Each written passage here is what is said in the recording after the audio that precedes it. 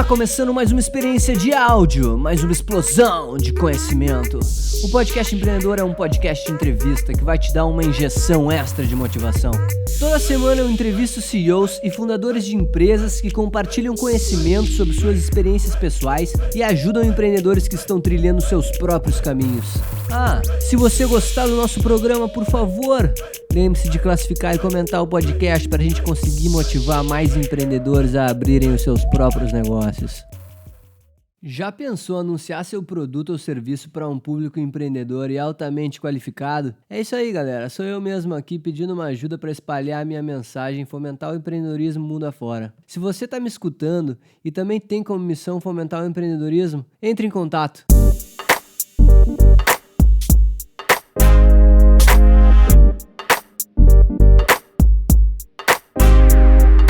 Fala, empreendedor! Fala, empreendedora! Seja muito bem-vindo a mais um programa do Podcast Empreendedor. E hoje eu estou recebendo o Bruno Leonardo. O Bruno Leonardo é CEO e cofundador da Witseed, que a gente estava falando aqui uma abrasileirada no nome, a Witseed, né? Principalmente para o Brunão, que é do Rio de Janeiro, Witseed, ele dá uma puxadinha ali, fica bonito de dizer. A Witseed faz a união de educação, cinema e tecnologia para revolucionar a experiência da educação corporativa.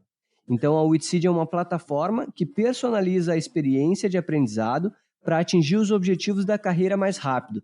Eu achei muito legal o trabalho que eles estão realizando e acho que o Brunão, que o nome dele é Bruno Leonardo, inclusive, o Brunão ele veio falar conosco sobre reinventando a educação corporativa, que eu acho que é um tema super relevante, que está crescendo, ainda não está sendo muito explorado, e o Bruno, como empreendedor visionário, então vem trazer um pouquinho da sua experiência para conversar conosco sobre o tema. Então, Bruno, seja muito bem-vindo ao Podcast Empreendedor.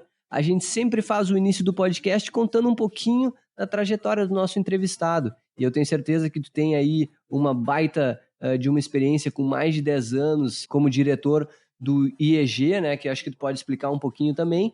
Então, cara, conta um pouquinho da tua trajetória, como é que tu criou a Witseed, como é que tudo começou. Seja bem-vindo. Oi, Eduardo, muito obrigado pelo convite, né, primeira coisa. Fico feliz aí por esse espaço e contando um pouquinho aí da trajetória, basicamente assim, eu comecei minha carreira já em educação corporativa, educação executiva, no COPEAD, né. Então, o COPEAD é a instituição de pós-graduação da UFRJ, uma instituição de muito renome, principalmente entre os executivos, né, na educação executiva. E lá foi minha grande escola, né? Fiquei lá quase 5 anos e aprendi muito do que, de fato, era produzir educação aplicando cases reais, né, em grandes indústrias, né? A partir daí, a gente entendeu que eu deveria desdobrar um pouco daquela experiência que era de excelência para altos executivos, levar isso um pouco também para o mercado de jovens líderes, né, que estavam se formando. A gente via um gap muito grande entre o que a academia, né, a universidade entregava e o que o mercado precisava. Então eu resolvi criar minha primeira empresa, né, muito focado ali em educação até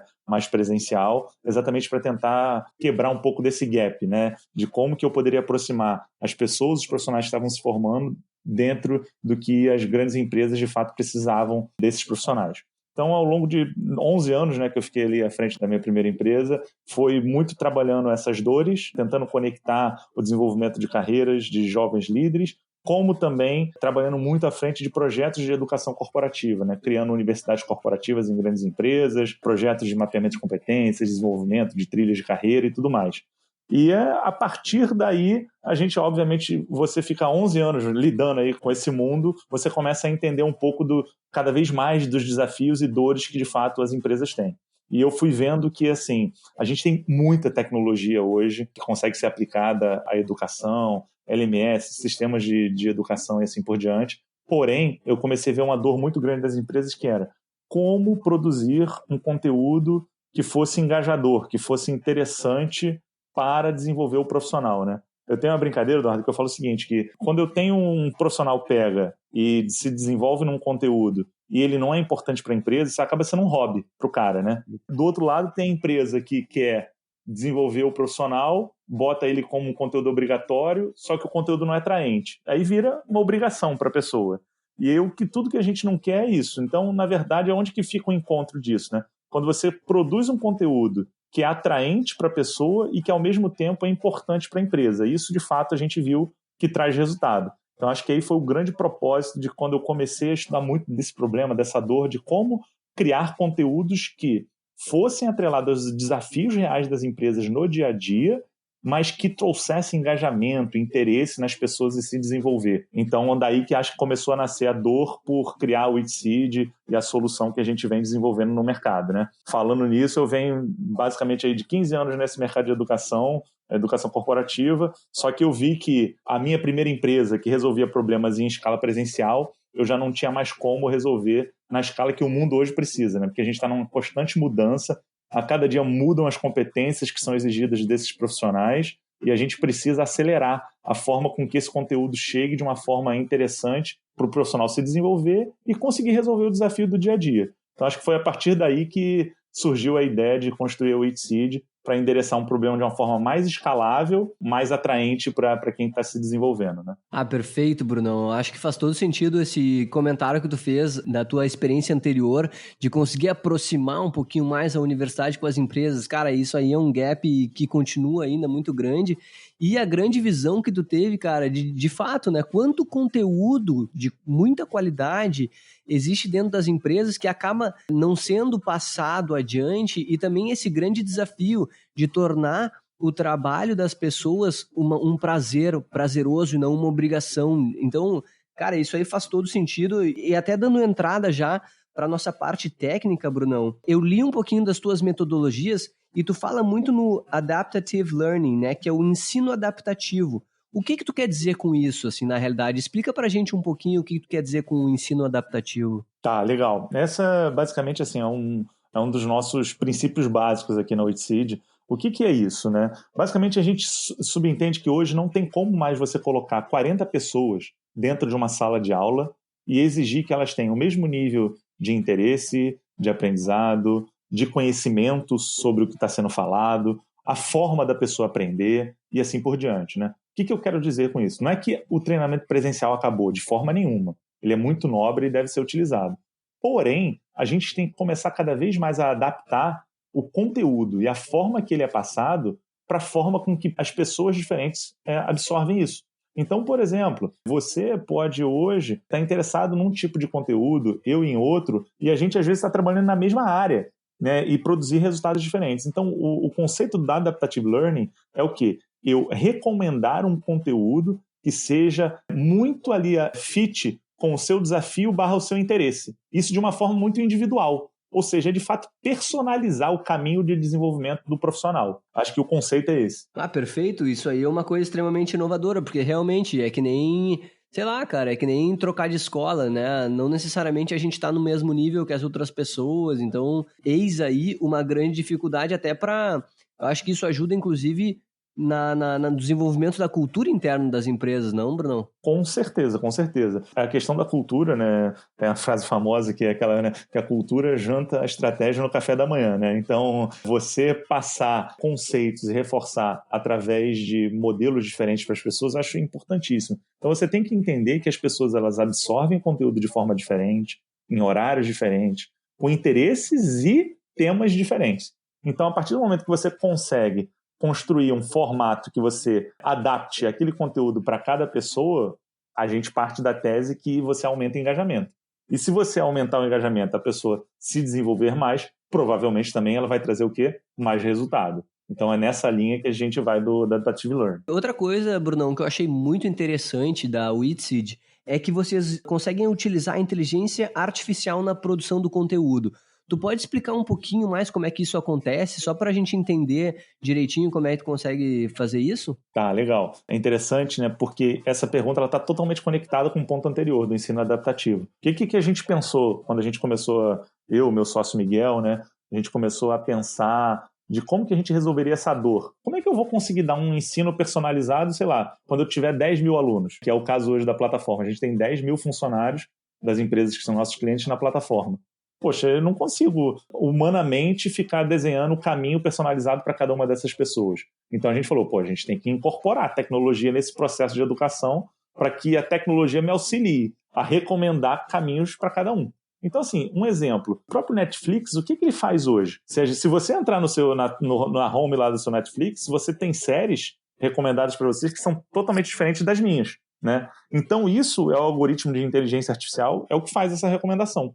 Então a gente obviamente pegou isso, como por exemplo o Spotify faz com música e várias outras ferramentas, a gente pegou best practices, né, melhores práticas de outras indústrias e falou assim, vamos trazer isso para a educação. Ou seja, a inteligência artificial, ela entende o que cada pessoa tem mais interesse ou um desafio que ela tenha no trabalho, no profissional, e aí ela recomenda conteúdos para a pessoa, a partir do pressuposto que aquilo ali vai aumentar o engajamento. E também ela vai aprendendo com a usabilidade da plataforma. Vou dar um exemplo. Ó, você está lá vendo um vídeo de um executivo de uma empresa. Você não achou interessante, você pulou aquele vídeo. Ok, a plataforma guardou essa informação.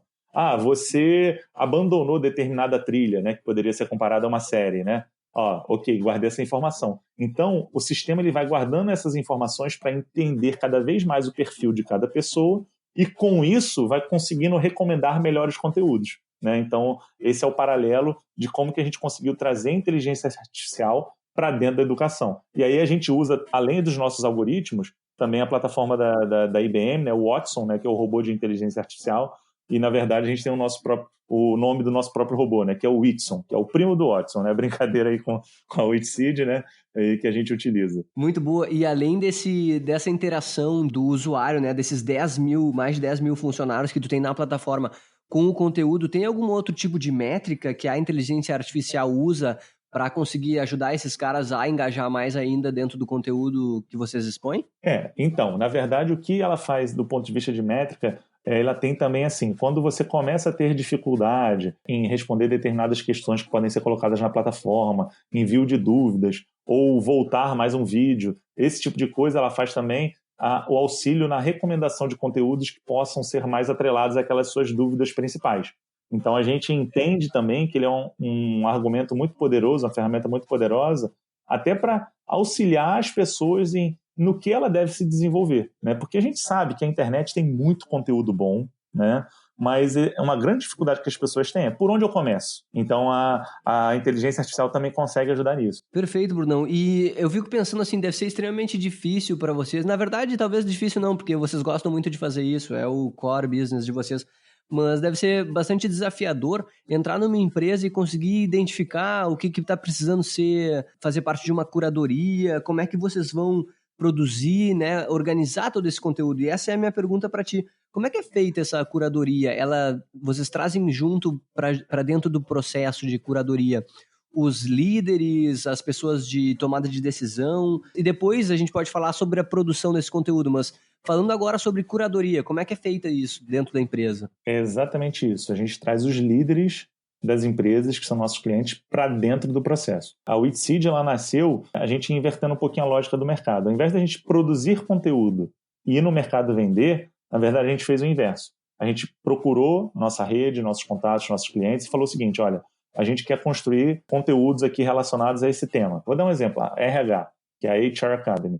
Ok, mas primeira coisa eu quero saber, você, empresa, cliente, quer estar junto nessa iniciativa? Ah, quero.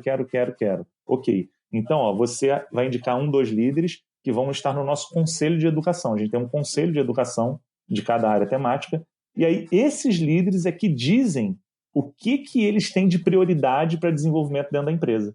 Então, a gente tem empresas dos mais diversos segmentos hoje no Brasil e a gente consegue capturar desses líderes o que de fato está doendo lá na ponta, no dia a dia, de problemas para desenvolver a equipe, capacitar e ter mais resultado. Então, são eles que nos dizem prioritariamente qual é o conteúdo e a partir daí é que a gente coloca no nosso processo interno de produção. Né? Isso eu acho que é muito legal porque eu aumento o meu, que a gente chama de empreendedorismo, né, no meu product market fit, né, no meu fit do meu produto. Por quê? Na verdade, é o próprio cliente dizendo para mim o que ele precisa. Cara, faz todo sentido. E agora, indo mais para outra pergunta que eu tinha para a gente entender como é que funciona isso na prática, Brunão, explica para a gente como é que tu conseguiu, talvez através de uma metodologia, unir a educação com o cinema e a tecnologia. Como é que é feita a produção desses conteúdos? Legal. Eu acho que essa é a parte que cada vez mais as empresas olham e falam assim, pô, cinema? Como assim, né? Esses caras fazem Exatamente. cinema. Parece um pouco estranho no primeiro momento, né?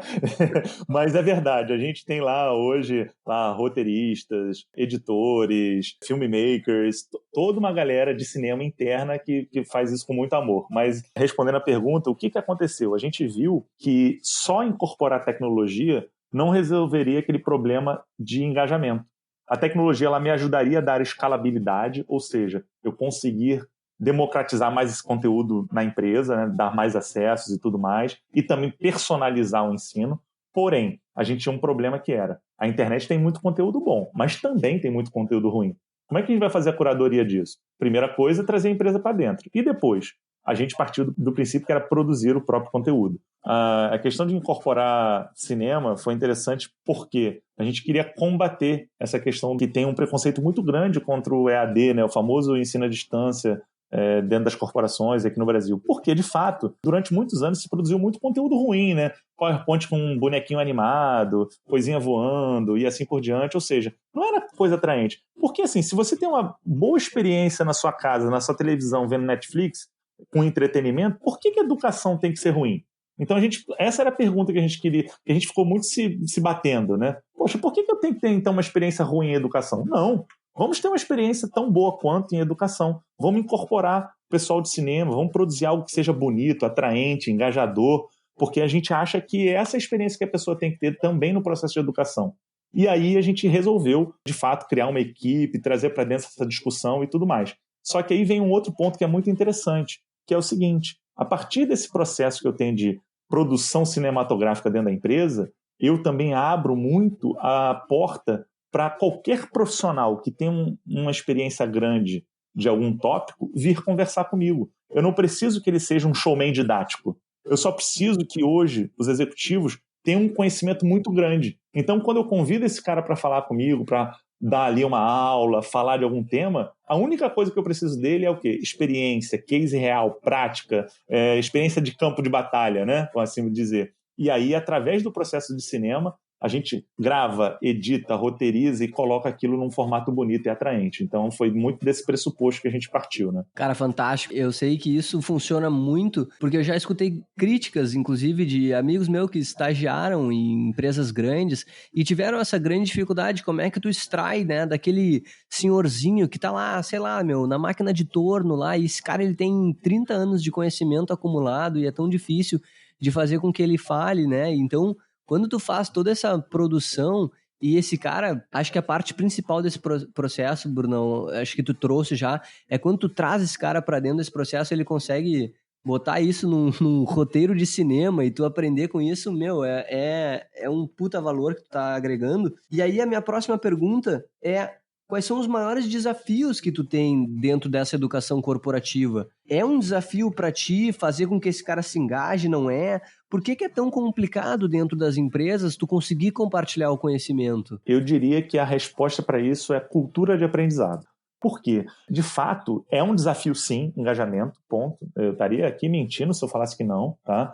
Eu tenho certeza que qualquer empresa de educação corporativa tem no seu desafio engajar os profissionais a se desenvolverem. Apesar daqui da Oitseed, a gente vê que com esse processo de inteligência artificial, de cinema, de uma produção de conteúdo interessante, o engajamento é muito superior à média, mas obviamente sempre vai ser um desafio. E eu digo o seguinte, o que é a cultura de aprendizado? Não dá para achar que é só você fazer um conteúdo bonito numa plataforma interessante e disponibilizar para o profissional que está resolvido. Se você partir desse pressuposto, pronto, morreu o processo. O aprendizado ele tem que ser algo constante e muito estimulado no ambiente da empresa. Então a empresa, sim, quando ela compra um conteúdo como esse, disponibiliza, já é um passo enorme.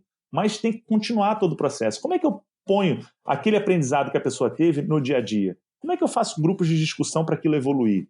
Como é que eu relaciono notícias e informações relacionadas àquele tema que a pessoa aprendeu na minha atualidade, tendências e dados e estatísticas? Ou seja, é fazer um processo contínuo no qual a pessoa continue vendo aquele conhecimento a todo momento, né? Tem uma coisa que a gente chama de curva do esquecimento, né? Seguinte, a gente está aqui, você foi para uma aula, você lá absorve quase 100% do conteúdo. Passou 3 dias, se você não conversou, não praticou ou não trocou nada sobre aquilo, você vai ter esquecido a grande maioria daquele conteúdo. Passou um mês, pronto, foi quase tudo embora. Ou seja, quando eu falo de cultura de aprendizado não é ir receber informação e acabou. é um processo no qual você constantemente esteja linkado àquele desafio, àquele conteúdo, seja recebendo e-mail, seja recebendo uma notícia, seja num grupo de discussão, seja debatendo numa reunião e assim por diante. Então, a gente tem que falar que é o seguinte, educação, aprendizado não é só curso, não é só treinamento, seja ele presencial ou online. É um processo contínuo dentro da empresa, né? E, Brunão, eu queria te perguntar, a gente falou ali no início do podcast também, muito sobre que a gente não acha que presencial, ele não pode ser descartado. E aí eu queria te perguntar qual é a importância de tu conseguir levar essas duas ferramentas para dentro da empresa, o presencial e o digital. A Whitseed, ela trabalha também com o presencial ou é só mais na parte digital e de produção de conteúdo? Não, a gente faz algumas experiências blend, que a gente chama do blend learning, né? Essa coisa de misturar um online com presencial. E eu acho que, assim, o que serve para você tirar o mais nobre de cada canal? Vou dar um exemplo que aconteceu recente. A gente tem lá, por exemplo, uma trilha de design thinking. Então, a empresa fez com que todos os profissionais se capacitassem naquela trilha online, ou seja, na plataforma lá da Whitseed, todo o conceito de design thinking e tudo mais. Para quê? Para que eles estivessem aptos a participar de um workshop presencial. Só que primeiro tinha que ver aquele conteúdo para depois ir para o workshop presencial. Que aí você ia lá para toda a parte de ideação, prototipação, colocar a mão na massa, tirar dúvida, trocar cases, dúvidas, com alguns facilitadores internos e externos. Então, eu acho que é isso que é o mais interessante. Você misturar o melhor das experiências do mundo online com o mundo presencial. Eu acho o mundo presencial ainda muito nobre, não acredito que ele vá acabar, mas ele tem que acabar aquela coisa de ficar slide passando lá na frente, o famoso cuspir giz, né? Ficar cuspindo giz ali, conteúdo, teoria, e aquilo realmente não é mais válido, né? Então, se você juntar esses dois mundos, tem um processo de resultado muito forte, muito grande aí. E, Brunão, eu estava pensando agora e me ocorreu uma pergunta que é a seguinte: a gente consegue, através de todo esse conhecimento que tu falou, que é o trabalho que vocês já fazem, reunir conhecimentos passados para ensinar as pessoas que estão dentro da empresa. Mas tu consegue desenvolver um trabalho também futuro, Brunão, do tipo assim, tu consegue influenciar na tomada de decisão das empresas, nas métricas futuras? Tu consegue fazer um conteúdo focado para os objetivos que eles querem atingir ou é mais focado para o conhecimento que existe dentro da empresa e que deve ser transmitido? Conseguimos sim, eu acho que isso tem que ser sempre colocado. A gente, quando discute com os líderes, a gente sempre reserva um espaço do conteúdo para o quê? Tendências e desafios futuros. Então, por exemplo, a gente fala muitos conteúdos que, por exemplo, a gente gravou recentemente, produziu. Por exemplo, futuro do trabalho, cultura digital, toda a parte de, por exemplo, mindset tecnológico, parte de automação, inteligência artificial. Por que trazer essa discussão? Porque a gente tem que se preparar para todas essas novas tendências e desafios, essas ondas que estão acontecendo. Se a gente não se preparar para isso, a gente não consegue desdobrar isso dentro da empresa. Tem muita empresa que, na liderança, esse tipo de discussão tá ok, todos os líderes estão ali sabendo sobre aquilo, mas como é que você desdobra para o seu time? Porque assim, se você não preparar seu time para isso, para esse futuro, você não tem como caminhar com a empresa. Então, sim, excelente pergunta, assim, acho que, cara, isso tem que estar sempre no mindset de trazer quais são os desafios futuros, tendências, o que está acontecendo lá fora, quem faz isso como benchmark e trazer para dentro da discussão. A gente sempre gosta muito disso. Fantástico, Bruno. Eu acho que quando tu consegue aliar essas duas coisas, é um baita de um poder que tu cria, uma força muito forte dentro da empresa, né? E mais uma pergunta para ti, é que eu li um pouquinho ali das metodologias de vocês e tu fala muito dos specific degrees, né? Os graus específicos. Eu queria saber como é que eles funcionam e como é que funcionam também as trilhas de desenvolvimento focadas em competências, que são as exigências do mercado, que vocês falam bastante também. Tá, legal. A questão do specific degree, o que é? A gente não acredita mais que uma pessoa tem que ficar ali 2 anos para ter uma certificação. Por quê? Vamos supor, chegou um desafio para você hoje que é falar sobre robotização da força de trabalho. Você não tem mais como ir para um MBA e esperar 2 anos para você se capacitar e conseguir endereçar aquele desafio. Ou seja, a gente acredita muito que as trilhas são mais curtas. Elas resolvem um problema mais específico e não um problema, às vezes, muito grande. Então, a gente entende que quanto mais específico o problema, mais assertivo a gente é na condução daquele conteúdo. Então, por isso o nome de Specific Degree. São trilhas no qual a pessoa consegue cursar de uma forma muito mais rápida e ela acabar e já ter aquele, vamos dizer assim, certificado, né? que é importante também a gente guardar essas certificações ao longo do nosso processo evolutivo. Então, é muito mais acreditar em coisas que são mais rápidas e direcionadas do que um treinamento mais geral e de longo prazo, né? Então, é a partir daí que a gente acredita nesse modelo e, obviamente, sempre os conteúdos são desdobrados nas competências que a gente vê do futuro, dos desafios. A gente vê cada vez mais um gap gigante, tá, Eduardo, de competências comportamentais dentro das empresas. A gente está falando, assim, por exemplo, de comunicação, negociação, criatividade e inovação, tomada de decisão. Então, assim, são competências que continuam com um gap gigantesco. Por quê? São competências de adaptabilidade, flexibilidade desses profissionais em se adaptar às novas tecnologias, a novos modelos e assim por diante, né? Tem uma pesquisa da McKinsey que fala que a gente vai ter aí uma perda gigantesca de cargos até 2030, porém a criação de novos. E o saldo ele é positivo. Ou seja, o que a gente precisa não é ficar com medo da força tecnológica de trabalho, né, das novas tecnologias. E sim, a gente tem que se adaptar, porque mais cargos serão criados. Então, acho que isso que é importante também. Cara, fantástico. Estou muito empolgado com essa entrevista, porque eu imagino o impacto que isso não traz dentro de uma corporação, com muitas pessoas. É uma maneira muito mais rápida e fácil, né, Brunão, de tu conseguir espalhar o conhecimento. Imagina aquela empresa imensa que tem filial aqui, tem filial em São Paulo, no Rio de Janeiro. Como é que tu vai fazer isso, né? Exatamente, exatamente.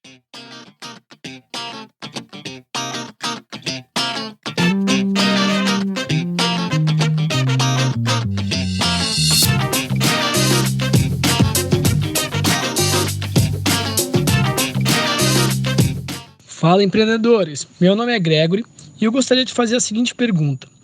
O que é melhor? Capacitar os líderes para que eles se tornem os multiplicadores internos de uma corporação ou trazer profissionais habilitados de fora para que eles exerçam o papel de multiplicadores?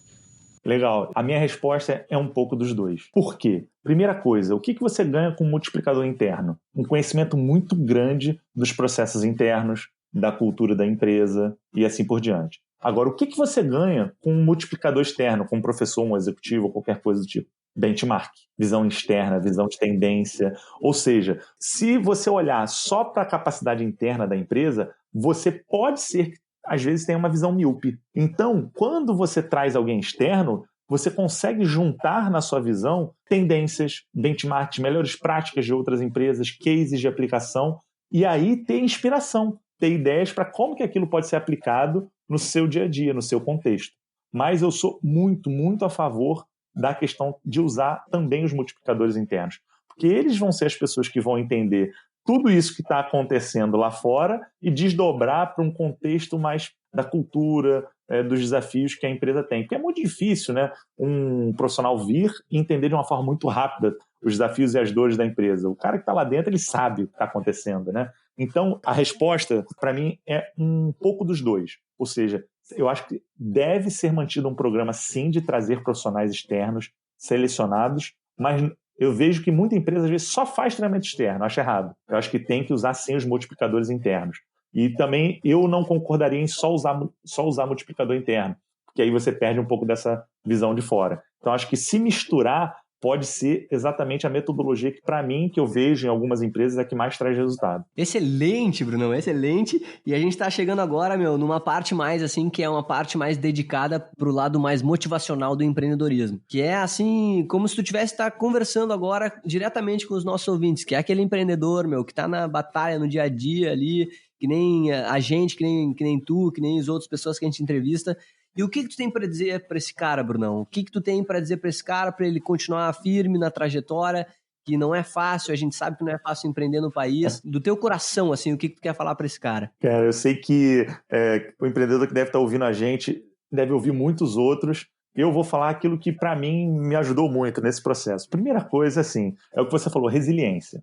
Cara, o empreendedor tem que ter muita resiliência. Cada vez transformar mais os fracassos em aprendizados. Então, não tem essa. E assim, aqui no Brasil, a gente tem uma cultura, Eduardo, que assim, é muito avessa ao erro, sabe? E quando eu falo de erro, não estou falando nada de ética, de questão legal, não. Óbvio, a gente tem que ser sempre ali, ser legal na questão ética e tudo mais. Agora, erro é a questão de você tentar inovar e às vezes não dá certo, às vezes fracassar.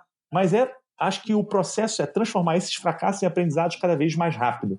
E essa sequência de experiências é que eu acho que vai trazer cada vez mais um empreendedor melhor, né? Por que assim, lá fora, quando a gente fala assim, o cara que vai selecionar um investidor, ele fala o seguinte: quantas empresas você já faliu? E por que essa pergunta? Porque ele sabe que o cara que faliu, ele provavelmente deve ter aprendido alguma coisa. Se não aprendeu, aí realmente é ruim. Mas então, assim, não ter vergonha. Pô, já fali um negócio? Pô, cara, já, beleza, aprendi. O que eu trouxe de experiência sobre aquilo? Então, acho que esse é um ponto fundamental, tá? Esse é o primeiro. Segundo, velocidade, tá? Se eu tivesse que falar assim, eu tenho um ponto que minha equipe sabe muito, que a gente defende muito isso, né? O feito é o melhor do que o perfeito, né? Cara, se algum dia eu olhar para trás e não sentir vergonha da primeira versão, é porque eu não fui rápido o suficiente. E aí, de novo, não quer dizer que eu lancei algo com má qualidade ou assim por diante. É que evoluí tão rápido, melhorei tão rápido o meu produto, que aquela minha primeira versão eu já senti vergonha dela. Então, assim, não é ficar planejando anos para você lançar alguma coisa. Põe no mercado, conversa já com o seu usuário final, vai aprendendo e vai cada vez mais rápido executando. Então, assim, é o conceito de falhar rápido, errar rápido para aprender mais rápido. Eu tenho muito isso, que é unindo a primeira dica com a segunda, que é a questão da velocidade, né? E a terceira, cara, é assim, sem vitimização. A gente sabe que o Brasil é um país difícil, inóspito, vamos dizer assim, né, para o ambiente de negócios, só que a gente não tem que ter vitimização. A gente tem que ser realmente assim, fortes, inquietos e formar times para ajudar a gente a entregar os desafios aos problemas que a gente mapeia. Acho que o papel de todo bom empreendedor é ser resiliente, ter velocidade na sua execução, capacidade muito forte de execução e de formar times. Então, assim, cara, quando olho um empreendedor que vejo isso, que o cara, tem esse mindset de velocidade, de capacidade de execução e de formar bons times, tá feito. Perfeito. Olha, que baita aula, hein, pessoal, que tá nos escutando aí, ó, sem vitimização. Eu até anotei aqui. Eu acredito muito que o que eu escrevo acontece. Então, sem vitimização aí, pessoal. E, Brunão, uma pergunta aí de amigo para amigo, assim, do coração. Já teve algum momento que tu pensou em desistir, cara? Com certeza. Claro. Não, alguns. Vários. Vários, cara, vários. E o mais legal, eu não tinha coragem de falar isso não, tá? Se você me perguntasse isso talvez uns 3, 4 anos atrás, eu ia falar, não, que isso, eu sou aqui forte, resiliente. É que é muito, acho que é aquela cultura do erro, né, Brunão, que tu comentou. Sim. A gente tem muita vergonha, né, de talvez ter falhado uma vez, outra vez, Sim. sei lá, né? O que te manteve forte ali pra continuar? Cara, muitas vezes foi o time, porque sabia que você tinha uma responsabilidade ali, porque você vem de um sonho, né, pra construir um time. O time, numa startup, cara, não tá ali por dinheiro. Ele poderia estar em qualquer outro local. Você tem pessoas excepcionais, assim, de nível surreal, que entregam fora da curva. Por que eles estão ali com você? Então, acho que o time muitas das vezes bota você pra cima e fala assim, tem uma responsabilidade com isso. E outra, exemplos, né? Como eu disse pra você que 3, 4 anos atrás eu teria vergonha de falar, é que quando eu comecei a aumentar minha rede, conhecer cada vez mais empreendedores de sucesso, que tiveram fracasso, falar assim, cara, acontece. Eu também tenho vários dias que eu acordo e falo, cara, hoje não estou no bom dia. E aí, o mais legal disso tudo é você ter esse autoconhecimento de que vão ter dias ruins mesmo, entendeu? E aí você tem que tentar, sei lá, sair da rotina, fazer alguma coisa para entender que, se aquilo é um mau dia, tenta pular algumas coisas que você não queria fazer. Enfim, ter ouvido histórias de pessoas que sentiram a mesma coisa dá muita força, porque você sabe assim, que você não está sozinho, né? Cara, quando eu senti aquela vontade de desistir, vários outros milhões já desistiram. Por que eu vou desistir? Não, eu quero estar junto com aquela galera que sentiu a vontade de desistir, mas continuou. Então, acho que um pouco disso. Sensacional, Bruno, sensacional. Que aula, velho. Muito obrigado. E pra gente terminar com chave de ouro aí, faz um merchan pra galera, faz uma chamada, diz as tuas redes sociais, o pessoal te seguir, fala as redes sociais da Wheatseed, né, da Wheatseed. Às vezes eu tenho aquela como é que é, botar o americano no altar, né, daí o cara fala o sotaque e tal. Mas é brasileiro mesmo. É brasileiro, é um neologismo, a gente que inventou aqui no Brasil, no Rio de Janeiro, porque wheat é sabedoria, sagacidade, seed semente, então essa palavra não existe, foi um neologismo. Então ali a semente da sagacidade, da sabedoria, né? Ah, muito boa, muito boa. Eu tenho que parar com esse negócio, que eu sou aquele cara que do nada assim fala, porque eu vou ir semana que vem pra New York, sabe? Aquele cara que fala a palavra em inglês no meio, nada a ver. Mas faz um pitch pra gente. Legal. Então, assim, a Witseed basicamente hoje tem... O que a gente faz a gente produz conteúdo com as maiores empresas do Brasil e a gente personaliza a experiência de aprendizado de cada profissional através de um sistema de inteligência artificial. E como eu disse, acho que o grande ponto foi a gente entender que para que a gente de fato entregasse uma experiência inovadora, a gente precisava, primeiro, personalizar, cada pessoa se sentisse ali especial, que aquela trilha é construída para ela. E por isso a gente botou tecnologia junto com a educação. E aí, no final, a gente viu que faltava aquele algo mais, que era produzir um conteúdo lindo, bonito, atraente, engajador, sexy, né? E a gente falou, tem que ter cinema nessa história. Então, por isso que a nossa junção é de educação, tecnologia e cinema para entregar realmente um conteúdo que seja muito interessante, conectado ao mercado de trabalho, né? E a gente acredita muito que é isso, é um processo contínuo de aprendizagem, lifelong learning, ou seja, não tem mais essa de me formei na graduação, na pós e estou pronto para o mercado de trabalho. É cada vez mais o processo de reaprender e aprender. E a Witseed está aqui para produzir cada vez mais conteúdos conectados aos desafios que vão se apresentando no mercado de trabalho e auxiliar os profissionais a entregar isso. O que a gente viu é que assim, a gente teve uma redução drástica no custo de aquisição e produção de conteúdos de muitos dos nossos clientes, né? E uma democratização do conteúdo para os seus colaboradores de uma forma muito ampla, né? Então, hoje a gente já tem algumas academias aí como a HR Academy, que são conteúdos voltados para profissionais de RH, né? A SS Academy, que é Shared Services voltados para conteúdos de serviços compartilhados, e a gente está construindo agora a Sales Academy, que é a academia voltada para vendas. Então, é isso que a gente está fazendo e inovando aí nesse mercado de educação. E falando um pouquinho aí que você pediu para falar das nossas redes, né? Quem quiser seguir, né, a Witseed é witseed.company no Instagram, também no Facebook e no LinkedIn, consegue ver a gente. E no meu pessoal também, de vez em quando, falam umas besteiras lá, tá, Eduardo? Então, para quem quiser seguir, a gente sempre compartilha essas questões do empreendedorismo, do dia a dia, sabe? Aquele negócio lá, como é que é o dia a dia do empreendedor, né? Aquela coisa que acontece. Por trás das cenas, a melhor parte possível. Inclusive, a gente faz isso mesmo, várias gravações por trás das cenas. Então, a gente tem o meu Instagram lá também, que é Bruno BCL, né? É Bruno Carvalho Leonardo, é Bruno B de casa, D de Bruno, C de casa, L de Leonardo, então Bruno BCL, consegue ver lá no Instagram também. Meu LinkedIn é Bruno Leonardo, então ambos ali a gente consegue também se conectar. O pessoal que estiver ouvindo, quiser trocar um pouco mais de experiência também, pode ir por ali. É isso aí, galera. A gente recebeu o Bruno Leonardo, CEO e cofundador da Witseed. Cara, que aula. Muito obrigado, Brunão. Se você, nosso ouvinte, tá a fim de mandar alguma sugestão, quer fazer algum comentário, falar alguma coisa pra gente, manda um e-mail para contato@distritoe.com.br. Sigam o Brunão nas redes, me sigam também, Eduardo Tannhauser, só botar podcast empreendedor. Instagram, quem quiser mandar pergunta para os nossos entrevistados, o meu Instagram é Eduardo_Dudes, D-U-D-S, que é o meu apelido aqui, o pessoal me chama assim. E, Brunão, muito obrigado, cara, foi uma entrevista muito especial, com certeza vocês têm ainda muito trabalho pela frente, reinventando a educação corporativa, mas eu acho que com certeza também vocês estão no caminho certo, cara. Parabéns, é muito legal. E também acho que vale dizer, Brunão, que a WIT, ela tem 2 anos e 1 mês praticamente, né? Então ela é super jovem, né? Sim, então, sim, e outra coisa, você chamou como a gente chama lá internamente, carinhosamente, o WIT. Pra tu ver como eu já tô íntimo aqui no negócio. Exatamente, 2 anos recém-completados.